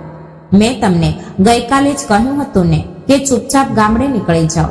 હવે શું પૈસા માટે મારી પાછળ અહીં ભિખારીની જેમ આવ્યા છો? તેના શબ્દો અત્યંત ઝેરી હતા. ઓફિસના કર્મચારીઓ અને ખુદ મિસ્ટર મહેરા પણ આ તમાશો જોવા ત્યાં ભેગા થઈ ગયા. શર્વરી, વોટ ઇઝ ધ મેટર? આ કોણ છે અને તું આવી ભાષામાં કેમ વાત કરે છે એમની સાથે? મહેરાએ પૂછ્યું. શર્વરીએ બોસ તરફ જોઈને અત્યંત ઘમંડથી ઉત્તર આપ્યો, સર, આ એ જ ડોસો છે, અનિકેતના પિતા. મેં તમને ગઈકાલે કહ્યું હતું ને, આ લોકો આવા જ હોય છે સર. એમને એકવાર મુંબઈની અને પૈસાની હવા લાગી જાય તો આ ગામડિયા લોકો પીછો નથી છોડતા. ગઈકાલે મેં એમને ઘરમાંથી હાંકી કાઢ્યા તો આજે અહીં તમાશો કરવા આવ્યા છે. ત્યારબાદ તે ફરી માધવરાવ તરફ વળે અને ઓરડે, સિક્યુરિટી, સિક્યુરિટી ક્યાં છે? આ માણસોને અત્યારે ને અત્યારે ધક્કા મારીને બહાર કાઢો. આ મારી ઓફિસ છે, કોઈ ધર્મશાળા નથી. ઓફિસનું વાતાવરણ કમાલનું તણાવપૂર્ણ બની ગયું હતું. બધા કર્મચારીઓ ગણગણાટ કરવા લાગ્યા. બધાને લાગ્યું કે હવે આ સાદો વૃદ્ધ માણસ અપમાનિત થઈને રડતા રડતા બહાર જશે. પણ ના, માધવરાવ ત્યાં એક પર્વતની જેમ સ્થિર ઊભા હતા. તેમના ચહેરાની એક લકીર પણ હલી નહીં. તેમણે શર્વરીના એ અહંકારી અને ગુસ્સાથી લાલ થયેલા ચહેરા તરફ એક શાંત અને ભેદક નજર નાખી. એ નજરમાં એટલી તાકાત હતી કે શર્વરીના આગળના શબ્દો તેના ગળામાં ઝટકી ગયા. માધવરાવના ચહેરા પર એક આછું અને અર્થપૂર્ણ સ્મિત આવ્યું. તેમણે કંઈ જ ઉત્તર આપ્યો નહીં, ફક્ત પોતાના ખભા પરથી થેલી નીચે મૂકી. એટલામાં તેની બાજુમાં ઉભેલા એડવોકેટ દેસાઈ આગળ આવ્યા. તેણે શર્વરી તરફ અત્યંત તીક્ષ્ણ નજરે જોયું. મિસિસ શર્વરી કાળે, અવાજ નીચે. દેસાઈનો એ કાયદાકીય દબદબા વાળો અવાજ તે કાચની કેબિનમાં વીજળીની જેમ કડાડ્યો. શર્વરી અને મહેરા બંને ચમકી ગયા. સિક્યુરિટી ગાર્ડ જે માધવરાવને પકડવા આગળ આવી રહ્યો હતો તે પણ દેસાઈનો અવાજ સાંભળીને ત્યાં જ થંભી ગયો. દેસાઈ અત્યંત શાંતિથી ચાલતા બાજુના મોટા કાચના સેન્ટર ટેબલ પાસે ગયા. તેમણે પોતાના હાથમાં રહેલી પેલી મોંઘી લેધરની બ્રીફકેસ ટેબલ પર મૂકી. ક્લિક ક્લિક એવો લોક ખુલવાનો અવાજ તે શાંત ઓફિસમાં ગુંજો. શર્વરી, મિસ્ટર મહેરા અને ઓફિસનો આખો સ્ટાફ શ્વાસ રોકીને તેમની તરફ જોઈ રહ્યો હતો. કોઈને કશું સમજાતું નહોતું કે આ કોટ પહેરેલો માણસ કોણ છે અને આ સાદો દેખાતો વૃદ્ધ આટલો શાંત કેવી રીતે ઊભો છે. દેસાઈએ બ્રીફકેસ ખોલી. તેમાંથી કાળે એસ્ટેટ અને કાળે ફેમિલી ટ્રસ્ટની જાડીલાલ ફાઇલ બહાર કાઢી. તેમણે શર્વરી અને મિસ્ટર મહેરા તરફ એક નજર નાખી. ફાઇલ ખોલી અને અત્યંત સ્પષ્ટ અને ધારદાર શબ્દોમાં બોલવાનું શરૂ કર્યું. ઓફિસમાં સ્મશાનવત શાંતિ છવાઈ ગઈ હતી. એસીની ઠંડક હોવા છતાં ત્યાંના તણાવને કારણે હવામાં એક પ્રકારની ગરમી અનુભવાતી હતી. બધાની આંખો એડવોકેટ દેસાઈના ટેબલ પર ખુલેલી પેલી લાલ ફાઇલ તરફ હતી. દેસાઈએ એક કાગળ હાથમાં લીધો, ચશ્મા નાક પર સરકાવ્યા અને તે શર્વરી તરફ અત્યંત ભેદક નજરે જોતા બોલ્યા, મારું નામ એડવોકેટ શ્રીકાંત દેસાઈ. હું મુંબઈ હાઈકોર્ટમાં પ્રેક્ટિસ કરું છું અને છેલ્લા 30 વર્ષથી શ્રી માધવરાવ કાળે સાહેબનો લીગલ એડવાઇઝર છું. આ શબ્દો સાંભળતા જ શર્વરીના ચહેરા પરનો ગર્વ થોડો ઓછો થયો, પણ તેનો અહંકાર હજી અકબંધ હતો. મિસ્ટર મહેરા આગળ આવ્યા અને બોલ્યા, મિસ્ટર દેસાઈ, મને લાગે છે કે આ તમારો ફેમિલી મેટર છે. તમે ઓફિસની બહાર. તેમને વચ્ચે જ અટકાવતા દેસાઈ કડાક્યા, એક્સક્યુઝ મી મિસ્ટર મહેરા, આ હવે ફક્ત ફેમિલી મેટર રહ્યો નથી, કારણ કે તમારી આ એમ્પ્લોય મિસિસ શર્વરી છેલ્લા 15 દિવસથી એક અત્યંત મોટા ભ્રમમાં જીવી રહી છે અને આ જ ભ્રમ તે અત્યારે તમને વેચી રહી હતી. તમને લાગે છે ને કે તે ટૂંક સમયમાં પેલો સી ફેન્સિંગ ફ્લેટ વેચીને તમારા બિઝનેસમાં પૈસા રોકવાની છે અથવા નવી કંપની કાઢવાની છે. શર્વરી એકદમ ઓરડી, તમે શું બડબડાટ કરો છો? તે ફ્લેટ મારો છે, મારા પતિએ લીધો છે, એ મારા માટે. દેસાઈએ અત્યંત ઠંડા કલેજે હાથોમાં ઓરિજિનલ કાગળ આગળ કર્યો અને શર્વરીના ચહેરા સામે ધર્યો. શર્વરી મેડમ, તમારી પેલી સ્માર્ટ આંખોથી જરા સેલ ડીડ પરનું નામ વાંચો. વાંચો મોટેથી. કોનું નામ છે માલિક તરીકે? શર્વરીએ ગુસ્સામાં તે કાગળ ઝૂંટવી લીધો. તેની નજર તે સ્ટેમ્પ પેપર પર ગઈ. ત્યાં મોટા અક્ષરોમાં લખ્યું હતું, ખરીદનાર શ્રી માધવરાવ વિષ્ણુ કાળે. તેની આંખો ફાટી ગઈ. તેના પગ નીચેથી જાણે જમીન સરકી ગઈ. આ કેવી રીતે શક્ય છે? આ ખોટું છે. અનિકેતે પોતાના પૈસાથી. તેના શબ્દો લથડ્યા, અનિકેતના પૈસાથી નહીં. દેસાઈનો અવાજ આખી ઓફિસમાં ગુંજો. 10 વર્ષ પહેલા જ્યારે અનિકેતની હજી નોકરી શરૂ થઈ હતી ત્યારે માધવરાવજીએ પોતાના પરસેવાની કમાણીથી. ગુહાગરની વાડીના વેચાણમાંથી આવેલા પૈસાથી એ 2.5 કરોડનો ફ્લેટ રોકડ આપીને ખરીદ્યો હતો. અનિકેત તેમનો એકમાત્ર દીકરો હતો, એટલે તેમણે તેને ત્યાં રહેવા આપ્યો હતો. કાયદેસર રીતે એ ઘરની એક ઈંટ પર પણ તમારો કે અનિકેતનો માલિકી હક નથી. અને તમે ગઈકાલે આ માણસને, જેના ઘરમાં તમે મફત રહેતા હતા, તેને જ ઘરની બહાર કાઢવાની ધમકી આપી. શર્વરીના ચહેરાનો રંગ ઉડી ગયો. તે અંદરથી હલી ગઈ. ગઈકાલે રાત્રે જે મિત્રો સામે તે બડાઈ મારતી હતી, તે હવે ગણગણાટ કરવા લાગ્યા. બોસ મિસ્ટર મહેરા તેની તરફ અત્યંત ગુસ્સા અને શંકાથી જોઈ રહ્યા હતા. પણ શર્વરીનો પૈસાનો લોભ એટલો હતો કે તે હજી પણ હાર માનવા તૈયાર નહોતી. તેણે પોતાને સંભાળવાનો પ્રયત્ન કર્યો અને પરસેવો લૂછતા બોલે, ઠીક છે, ફ્લેટ પપ્પાનો હશે, પણ અનિકેતની સંપત્તિ, તેના મ્યુચ્યુઅલ ફંડ અને તેની 2 કરોડની લાઈફ ઇન્સ્યોરન્સ પોલિસી, તેના પર તો મારો જ હક છે ને. હું તેની કાયદેસરની પત્ની છું. એ પૈસા તો મને જ મળશે. દેસાઈએ એક કુટિલ હાસ્ય કર્યું. સવારે ઇન્સ્યોરન્સ કંપનીમાંથી ફોન આવ્યો હતો ને, તમને ક્લેમ રિજેક્ટ થવાનો. સર્વરી ફફડી ગઈ. તમને કેવી રીતે ખબર? દેસાઈએ ફાઇલમાંથી ઇન્સ્યોરન્સના ઓરિજિનલ પેપર્સ બહાર કાઢ્યા. કારણ કે તમે એ પોલિસીના નોમિની છો જ ક્યાં. અનિકેત તમારા કરતા વધારે હોશિયાર હતો. તેને તમારો પૈસાનો લોભ અને ઉડાઉપણું બરાબર ખબર હતી. તેણે સ્પષ્ટપણે ઇન્સ્યોરન્સ કંપનીને લખીને આપ્યું હતું કે તેના મૃત્યુ પછી તે 2 કરોડનો ફંડ તેની પત્નીને નહીં, પણ કાળે ફેમિલી ટ્રસ્ટને આપવામાં આવે. ટ્રસ્ટ? ક્યુ ટ્રસ્ટ? શર્વરીનો અવાજ હવે ધ્રુજવા લાગ્યો હતો. તેનો શ્વાસ ભારે થઈ ગયો હતો. કાળે ફેમિલી ટ્રસ્ટ. દેસાઈએ અવાજમાં ભાર વધાર્યો. જે ટ્રસ્ટને ગુહાગરમાં 500 એકરની ખેતીની જમીન છે, રત્નાગીરીમાં 2 કોમર્શિયલ કોમ્પ્લેક્સ છે, અને જે ટ્રસ્ટમાં આજે 15 કરોડથી વધુ રકમ ફિક્સ ડિપોઝિટ અને શેર્સમાં છે. અને તમને ખબર છે આ આખા ટ્રસ્ટના સર્વાસરા અને મુખ્ય ટ્રસ્ટી કોણ છે? દેસાઈએ પોતાનો હાથ બાજુમાં ઉભેલા માધવરાવ તરફ ચીંધ્યો. આ માણસ માધવરાવ કાળે. તમે જે માણસને ગામડિયો, અભણ અને અડગળ કહ્યાને, તે માધવરાવ કાળે આજે ઓછામાં ઓછી 50 કરોડની સંપત્તિના એકલા માલિક છે. તમારો પતિ અનિકેત પણ જે કંઈ ઠાઠમાઠ કરતો હતો તે આ ટ્રસ્ટમાંથી દર મહિને મળતા લાખો રૂપિયાના ડિવિડન્ડ પર કરતો હતો. આ માણસે તમને તમારી હેસિયત કરતા 1000 ગણું મોટું જીવન આપ્યું હતું, અને તમે એમની જ લાયકી કાઢવા નીકળ્યા. આ સત્ય કોઈ પરમાણુ બોમ્બની જેમ શર્વરીના મગજમાં ફૂટ્યું. તે સંપૂર્ણપણે સ્તબ્ધ થઈ ગઈ. તેના હાથમાંથી પેલો સેલડીડનો કાગળ નીચે પડી ગયો. આખા શરીરે પરસેવો વળી ગયો હતો. જે કરોડોની પ્રોપર્ટીનો તેને અભિમાન હતું, તે પ્રોપર્ટી તેની ક્યારે હતી જ નહીં. તે એક ફૂટી કડીની પણ માલિક નહોતી. આ સત્ય હવે તેના બોસ અને બધા સહકર્મીઓ સામે ખુલ્લું પડી ગયું હતું. રિયા અને નેહા, જે હમણાં તેના વખાણ કરતી હતી, તે હવે મોઢું છુપાવીને હસી રહી હતી. અત્યાર સુધી શાંત ઉભેલા માધવરાવ કાળે આગળ આવ્યા. તેના ચહેરા પરનો પેલો સાદો અને ગરીબડો ભાવ હવે ગાયબ થઈ ગયો હતો. તેમની જગ્યાએ હવે એક મક્કમ, સ્વાભિમાની અને ખડતલ પિતા ઊભા હતા. શર્વરી. માધવરાવનો અવાજ અત્યંત ગંભીર હતો. એ અવાજ સાંભળીને શર્વરીના રૂવાડા ઊભા થઈ ગયા. ગઈકાલે રાત્રે તે મારી ઊંઘ હરામ કરી નાખી. મને મારા જ ઘરમાં નોકર કહ્યો ને. માધવરાવ તેની આંખોમાં આંખ પરોવીને બોલવા લાગ્યા. તને લાગ્યું કે આ ડોસો મૂર્ખ છે, આને કઈ સમજ પડતી નથી. માણસની કિંમત તું તેના કપડા પરથી અને તે અંગ્રેજી બોલે છે કે નહીં તેના પરથી નક્કી કરે છે.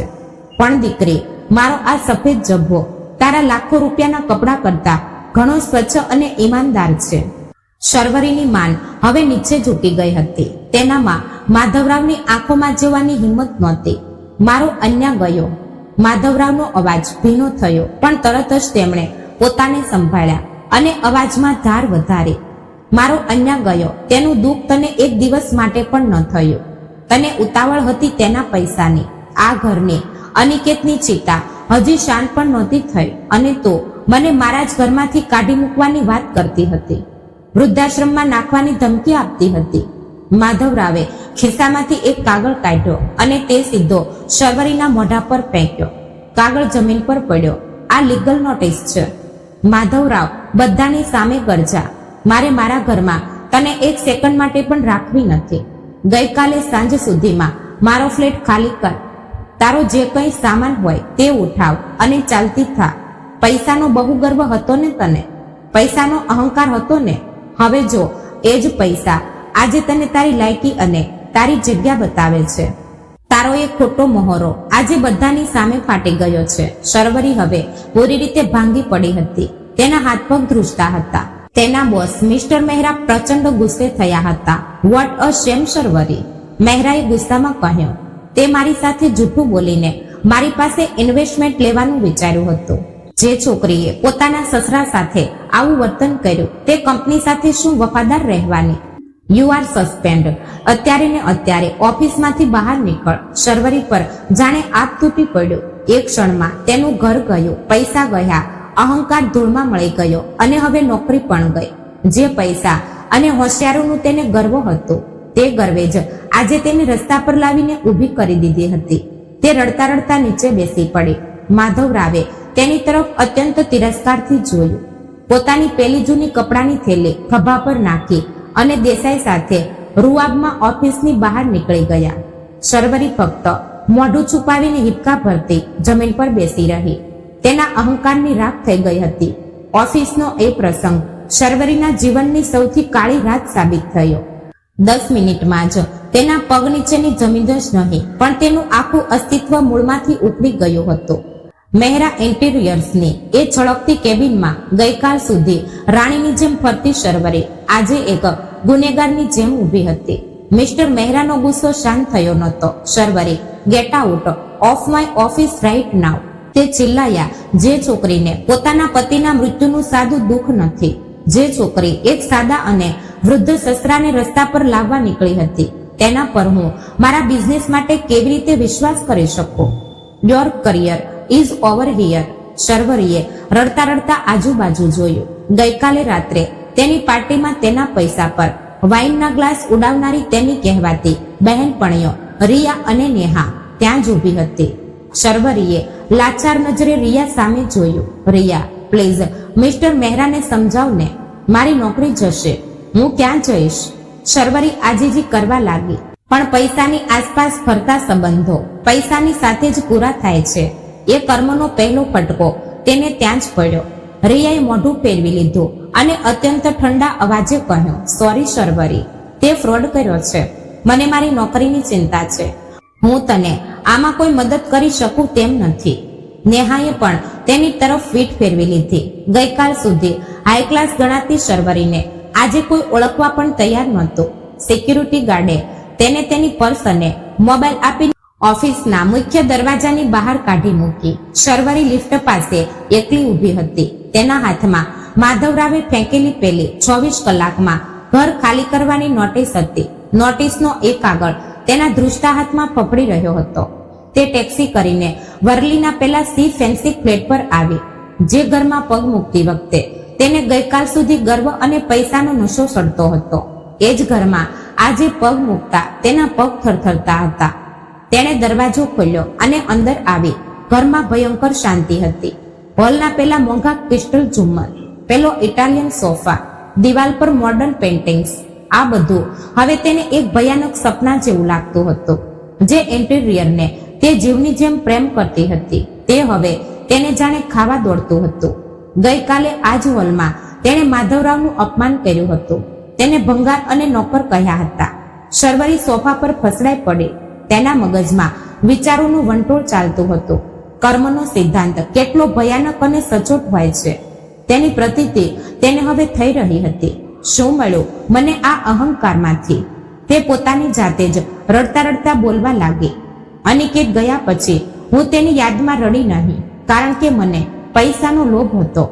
મેં એક સાદા અને નિર્દોષ પિતાનું અપમાન કર્યું. ફક્ત તેમના સાદા કપડા પરથી મેં તેમની કિંમત નક્કી કરી. મને લાગ્યું તે ગરીબ છે, ગામડિયા છે, પણ તે તો કરોડપતિ નીકળ્યા. અને હું એક ભ્રમમાં જીવતી હતી. મારી પાસે કંઈ જ નહોતું. મારું પોતાનું તો કંઈ જ નહોતું. તેને યાદ આવ્યા માધવરાવની પેલી શાંત આંખો. ગઈકાલે રાત્રે જાણે તેમણે તેને પાણી પીવાની પણ ના પાડી હતી. ત્યારે તેમણે એક પણ શબ્દ ઉચ્ચાર્યો નહોતો. તે શાંત હતા કારણ કે તે નબળા નહોતા, પણ તે મને મારા કર્મોની સજા જાતે જ પસંદ કરવાની તક આપી રહ્યા હતા અને મેં મારા જાતે મારા પગ પર કુહાડી મારી. શર્વરીએ હવે પોતાની ક્રૂરતાની સંપૂર્ણ જાણ થઈ ગઈ હતી. તેણે પોતાનો ફોન કાઢ્યો અને સંપર્કમાં રહેલા કેટલાક મિત્રો અને સંબંધીઓને ફોન કરવાનો પ્રયત્ન કર્યો. હેલો અમિત, મને 2 દિવસ માટે તારા ગેસ્ટ હાઉસમાં રહેવા મળશે? પણ સામે છેડેથી ઉડાવ ભણતા જવાબો મળવા લાગ્યા. શર્વરી, હું આઉટ ઓફ સ્ટેશન છું, પછી વાત કરીએ. કોઈ પણ તેને મદદ કરવા કે આશરો આપવા તૈયાર નહોતું. તેના અહંકારી અને સ્વાર્થી સ્વભાવને લીધે તેણે બધાને પહેલા જ દુભાવ્યા હતા. આખી રાત શર્વરી ઊંઘી શકી નહીં. તેણે પોતાના હાથે પોતાની બેગ ભરી પોતાના કપડાં, દાગીના, જે કંઈ તેને પોતાની કમાણીના હતા તે પેક કર્યા. 24 કલાકની મુદત પૂરી થવા આવી હતી. પસ્તાવાની આગમાં તે આખી રાત બળી રહી. તેની આંખો સૂજી ગઈ હતી. ચહેરા પરનો મેકઅપ વિખરાઈ ગયો હતો અને ગઈકાલ સુધી દેખાતો પેલો પૈસાનો નશો હવે રાખ થઈ ગયો હતો. બીજા દિવસે સવારે 10 વાગ્યે ફ્લેટની બેલ વાગી. શર્વરીએ ધ્રુજતા હાથે દરવાજો ખોલ્યો. સામે માધવરાવ અને એડવોકેટ દેસાઈ ઊભા હતા. માધવરાવના શરીરે એ જ સાદો સફેદ જબ્બો હતો, પણ આજે શર્વરીને એ જબ્બામાં એક દેવદૂત દેખાતો હતો. દેસાઈના હાથમાં ઘરની ચાવીઓ લેવાની તૈયારી હતી. માધવરાવે ઘરમાં પગ મૂક્યો. તેમની નજર હોલમાં પડેલી શર્વરીની સુટકેસ પર ગઈ. શર્વરીએ માધવરાવ સામે જોયું અને તેના વેદના અને પસ્તાવોનો બંધ તૂટી ગયો. તે દોડીને આગળ આવી અને સીધી માધવરાવના ચરણોમાં ઢળી પડી. તેણે માધવરાવના પગ મક્કમતાથી પકડી લીધા અને તે ધ્રુસકે ને ધ્રુસકે રડવા લાગી. આ રડવું કોઈ દેખાવો નહોતો, કોઈ નાટક નહોતું. તે ખરેખર અંદરથી તૂટી ગઈ હતી. પપ્પા, પપ્પા, મને માફ કરી દો. હું ભૂલ કરી બેઠી. મને માફ કરી દો. શર્વરીનો અવાજ રડવાને કારણે ફાટી રહ્યો હતો. મારો અહંકાર મને ખાઈ ગયો પપ્પા. પૈસાના લોભમાં હું માનવતા ભૂલી ગઈ. અનિકેત ગયા પછી મારે તમારી સંભાળ લેવી જોઈતી હતી, પણ હું તમને જ ઘરમાંથી કાઢી મૂકવા નીકળી હતી. હું અત્યંત ખરાબ અને સ્વાર્થી બની ગઈ હતી, પણ મને તેની સજા મળી ગઈ છે પપ્પા. મને બહુ મોટી સજા મળે છે. માધવરાવ શાંત ઊભા હતા. તેમણે પગ પાછા ખેંચ્યા નહીં. તે કંઈ બોલ્યા પણ નહીં. શર્વરી હિક્કા ભરતા આગળ બોલી, મારી પાસે હવે કંઈ જ બચ્યું નથી પપ્પા. મારી નોકરી ગઈ. મારા બધા મિત્રો મને છોડી ગયા. કોઈ મારો ફોન પણ ઉપાડતું નથી. હું રસ્તા પર આવી ગઈ છું. જે પૈસાનું મેં અભિમાન કર્યું એ પૈસાએ જ મારો નકાબ ફાડી નાખ્યો છે. પપ્પા, મેં તમારું ઘણું અપમાન કર્યું છે, પણ પ્લીઝ મને આ ઘરમાંથી કાઢશો નહીં. મને ક્યાંય જવાની જગ્યા નથી. હું ચૂપચાપ એક ખૂણામાં રહીશ. તમારી જિંદગીભર સેવા કરીશ. અનિકેતની યાદમાં મને માફ કરી દો પપ્પા. પ્લીઝ મને માફ કરી દો. તેનું રડવું અને તેની દયનીય હાલત જોઈને દેસાઈનું મન પણ એક ક્ષણ માટે પીગળી ગયું. જે છોકરી ગઈકાલ સુધી સાક્ષાત અહંકારનું પૂતળું લાગતી હતી, તે આજે ધૂળમાં મળી ગઈ હતી. કર્મોએ પોતાનો હિસાબ ચૂકતે કર્યો હતો. માધવરાવે ઊંડો શ્વાસ લીધો. તેમણે શર્વરી સામે અત્યંત શાંત અને કરુણ નજરે જોયું. ગઈકાલનો એ ગુસ્સો હવે તેમની આંખોમાં નહોતો. ત્યાં હતી ફક્ત એક પિતાની પરિપક્વતા અને જીવનનો મોટો અનુભવ. તેણે નીચે વળીને શર્વરીના માથા પર હાથ મૂક્યો. શર્વરીને લાગ્યું કે માધવરાવે તેને માફ કરી દીધી અને હવે તે તેને ઘરમાં રહેવા દેશે. શર્વરી આશાભરી નજરે માધવરાવ સામે જોઈ રહી હતી. માધવરાવનો હાથ તેના માથા પર હતો. તેને લાગ્યું કે હવે બધું ઠીક થઈ જશે. સસરાએ માફ કરી દીધી છે અને હવે ફરી આ આલિશાન ઘરમાં રહેવા મળશે. પણ માધવરાવના ચહેરા પર એક અટલ શાંતિ હતી. એવી શાંતિ જે કોઈ મોહ કે ખોટી ભાવનામાં ફસાતી નથી. માધવરાવે અત્યંત ગંભીર અવાજમાં બોલવાનું શરૂ કર્યું. દીકરી, તું મારી વહુ છે, અનિકેતની પત્ની છે. એક પિતા તરીકે મેં તને માફ કરી દીધી છે. મારા પ્રત્યે મારા મનમાં હવે કોઈ ગુસ્સો કે વેરની ભાવના નથી. શર્વરીના ચહેરા પર એક આશાનું કિરણ દેખાયું, પણ બીજી ક્ષણે માધવરાવે પોતાનો હાથ તેના માથા પરથી હટાવી લીધો અને 2 ડગલા પાછળ હટી ગયા. માધવરાવનો અવાજ હવે વધુ મક્કમ હતો. મેં તને માફ ચોક્કસ કરી છે, પણ તે આપેલું વર્તન હું ભૂલી શકું તેમ નથી. મારો અન્યાય ગયો હોય, ઘરમાં સૂતક હોય, ત્યારે તું જે રીતે પૈસાનો હિસાબ કરી રહી હતી, મારા સાદગીની મજાક ઉડાવતી હતી અને મને મારા જ ઘરમાંથી વૃદ્ધાશ્રમમાં કાઢવાની વાત કરતી હતી. તે બધું ભૂલવું એક પિતા માટે શક્ય નથી. પૈસાની મસ્તી અને અહંકાર માણસને કેટલો આંધળો અને ક્રૂર બનાવે છે તે મને બતાવી દીધું. શર્વરીની આંખો ફરી ભરાઈ આવી. તે આજીજી કરવા લાગી. પપ્પા, પણ હું હવે ક્યાં જાઉં? મારી પાસે કંઈ જ નથી. માધવરાવે તેને વચ્ચે જ અટકાવી. શર્વરી, માણસને તેની ભૂલોની જાણ ત્યારે જ થાય છે જ્યારે તે પોતાના પગ પર ઊભા રહીને શૂન્યમાંથી સંઘર્ષ કરે છે. અત્યાર સુધી તું જે હવામાં ઉડતી હતી તે હવા અનિકેત અને મારા પૈસાની હતી. હવે તારે જમીન પર ઉતરવું પડશે. તારે તારું જીવન શૂન્યથી નવેસરથી શરૂ કરવું પડશે. આજ તારા સાચા પસ્તાવાનો સમય છે.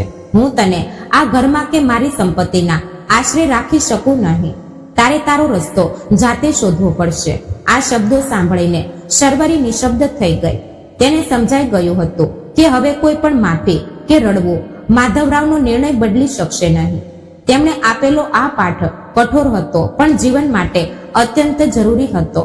તેણે આંખો લૂછી અત્યંત ભારે હૈયે અને ધ્રુજતા પગે તે ઊભી થઈ. તેણે માધવરાવને છેલ્લી વાર નમસ્કાર કર્યા. પોતાનું સુટકેસનું હેન્ડલ પકડ્યું અને તે વર્લીના 2.5 કરોડના સી ફેન્સિંગ ફ્લેટમાંથી કાયમ માટે બહાર નીકળી ગઈ. લિફ્ટના દરવાજા બંધ થતી વખતે તેણે છેલ્લી વાર પાછળ વળીને જોયું. તે ચળકતો મહેલ અને તેનો ખોટો અહંકાર હવે કાયમ માટે પાછળ છૂટી ગયા હતા. શર્વરી ગયા પછી માધવરાવ થોડીવાર શાંતિથી હોલમાં ઊભા રહ્યા. એડવોકેટ દેસાઈએ તેમની પીઠ પર હાથ મૂકતા કહ્યું, માધવ, તે લીધેલો નિર્ણય એકદમ યોગ્ય હતો. તેને આ પાઠ ભણાવવો જરૂરી હતો. હા દેસાઈ, હવે મુંબઈમાં અને આ ઘરમાં મારું કંઈ બચ્યું જ નથી. મારે હવે મારા ગામડે જવું છે. માધવરાવે એક લાંબો નિસાસો નાખતા કહ્યું. આગળના થોડા અઠવાડિયામાં એડવોકેટ દેસાઈએ બધી કાયદાકીય પ્રક્રિયા પૂરી કરી. માધવરાવે તે વર્લીનો આલિશાન ફ્લેટ વેચી દીધો. તેમાંથી આવેલા કરોડો રૂપિયા અને અનિકેતના ઇન્સ્યોરન્સના 2 કરોડની રકમ તેમણે પોતાની પાસે રાખી નહીં. કાળે ફેમિલી ટ્રસ્ટના માધ્યમથી તે બધા જ પૈસા તેણે કોંકણના અને મહારાષ્ટ્રના ગરીબ તેજસ્વી બાળકોના શિક્ષણ માટે અને એક મોટા અનાથા આશ્રમને દાન કરી દીધા. અનિકેતના નામે તેમણે કાયમી શૈક્ષણિક ફંડ શરૂ કર્યું. સંપત્તિનો સાચો ઉપયોગ શું હોય છે તે તેમણે પોતાના કાર્ય દ્વારા સાબિત કરી દીધું. બીજી તરફ શર્વરીનું જીવન સંપૂર્ણ બદલાઈ ગયું હતું. દક્ષિણ મુંબઈની પોશ લાઇફસ્ટાઇલમાં જીવનારી શર્વરી હવે મુંબઈના ઉપનગરમાં એક ચાલી જેવી નાની ભાડાની રૂમમાં રહેતી હતી. શરૂઆતના દિવસો તેને બહુ મુશ્કેલ લાગ્યા, પણ માધવરાવના શબ્દોએ તેને વાસ્તવિકતાનું ભાન કરાવ્યું હતું. તેણે પોતાનો અહંકાર પૂરો કરી દીધો હતો. તે રોજ લોકલ ટ્રેનની ભીડમાં મુસાફરી કરીને નોકરી માટે ઇન્ટરવ્યૂ આપવા લાગી. ઘણી જગ્યાએ નકાર મળ્યા પછી અંતે તેને એક નાની ઇન્ટિરિયર ફર્મમાં જુનિયર ડિઝાઇન તરીકે સાદી નોકરી મળી. હવે તેના શરીર પર મોંઘા બ્રાન્ડેડ કપડાં નહોતા, પણ તેના ચહેરા પર એક પ્રામાણિક અને મહેનતુ સંતોષ હતો. તેણે શૂન્યમાંથી ફરી નવું વિશ્વ બનાવવાની જીદ પકડી હતી. કર્મોએ તેને જમીન પર લાવી દીધી હતી, પણ તે જ કર્મોએ તેને હવે સાચા અર્થમાં માણસ બનાવી હતી. આ બાજુ મુંબઈની એ ભાગદોડવાળી અને ખોટા દેખાડાની દુનિયા છોડીને માધવરાય પોતાના કોંકણમાં ગુહાગર પરત ફર્યા હતા. ગુહાગરની એ લાલ માટી, નીલો અફાટ અરબી સમુદ્ર અને પવન સાથે લહેરાતા નાળિયેર સોપારીના ઝાડ માધવરાવની રાહ જોઈ રહ્યા હતા. એ પ્રકૃતિના ખોળામાં આવ્યા પછી તેમના મનને એક અલગ જ શાંતિ મળી. તેમનું એ જૂનું પણ મજબૂત અને મોટું નળિયાવાળું ઘર તેમના સ્વાગત માટે તૈયાર હતું. સવારનો કુમળો તડકો આંગણામાં પડ્યો હતો. માધવરાવ હંમેશ મુજબ પોતાના સફેદ જબ્બા અને પાયજામામાં આંગણામાં તુલસી ક્યારા પાસે બેઠા હતા. બાજુમાં જ તેમની માનીતી હાફૂસ આંબાની અને કાજુની હરિયાળી વાડી પવનમાં લહેરાતી હતી. સમુદ્રના મોજાનો લયબદ્ધ અવાજ દૂરથી કાને અથડાતો હતો. તેમના ચહેરા પર હવે અનિકેતને ગુમાવવાનું દુઃખ ચોક્કસ હતું, પણ એ દુઃખમાં હવે એક સ્થિરતા હતી. તેમણે એક પિતાનું કર્તવ્ય સારી રીતે નિભાવ્યું હતું અને એક ભટકેલા જીવને સાચો રસ્તો બતાવ્યો હતો. તેમના ચરણોમાં તેમનો વહાલો કૂતરો મોતિયા આવીને બેઠો. માધવરાવે પ્રેમથી તેના માથા પર હાથ ફેરવ્યો. તેમણે એક લાંબો અને સંતોષનો શ્વાસ લીધો. કરોડો રૂપિયાની સંપત્તિ હોવા છતાં આ સાદી માટીમાં અને આ ખુલ્લી હવામાં જે સુખ હતું તે દુનિયાના કોઈ પણ આલિશાન ફ્લેટમાં નહોતું. સાંજની સોનેરી કિરણોમાં માધવરાવનો એ સાદો સફેદ જબ્બો વધુ જ ખીલી રહ્યો હતો. આ આખી મુસાફરીમાં એક વાત અત્યંત પ્રબળતાથી સાબિત થઈ હતી, જે દરેક કાયમ યાદ રાખવી જોઈએ. માણસની કિંમત તેના ગુણોમાં છે, ગજવામાં નહીં. માધવરાવ 500 એકર જમીન અને કરોડોની સંપત્તિના માલિક હોવા છતાં અત્યંત સાદગીમાં રહેતા હતા. બીજી તરફ શર્વરી પાસે કંઈ જ ન હોવા છતાં તે માત્ર દેખાડા અને અહંકારમાં જીવતી હતી. સાચો માણસ તે છે જેની પાસે સંપત્તિ હોવા છતાં તેનો ગર્વ નથી અને જે સાદગીમાં પણ પોતાનું સ્વાભિમાન ટકાવી રાખે છે. પૈસાથી સુખ સુવિધા ખરીદી શકાય છે, પણ સંસ્કાર નહીં. માનવતા અને સાચો પ્રેમ ક્યારેય ખરીદી શકાતા નથી. તો મિત્રો, આ વાર્તા કેવી લાગી તે કોમેન્ટ બોક્સમાં જરૂર જણાવજો અને પસંદ આવી હોય તો ચેનલને લાઈક, શેર અને સબસ્ક્રાઇબ કરી બાજુમાં આપેલ બેલ આઇકનને ટચ કરી દેજો.